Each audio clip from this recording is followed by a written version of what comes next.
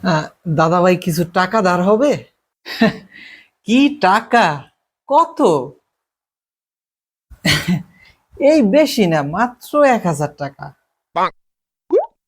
আরে, মাত্র 1,000 টাকা, এটা কোনো টাকা হইলো?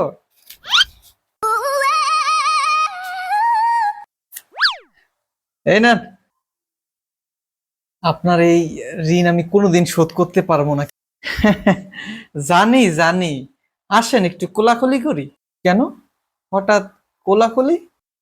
আরে, বুঝেন নাই, এইটাই তো আপনার সাথে আমার শেষ সাক্ষাৎ। মানে ঠিক বুঝলাম না। আজকাল কাউকে টাকা ধার দিলে তার সাক্ষাৎ আর পাওয়া যায় না। এজন্যই ভাবলাম একটু কোলাকুলি করে রাখি। আসেন আসেন। আসি।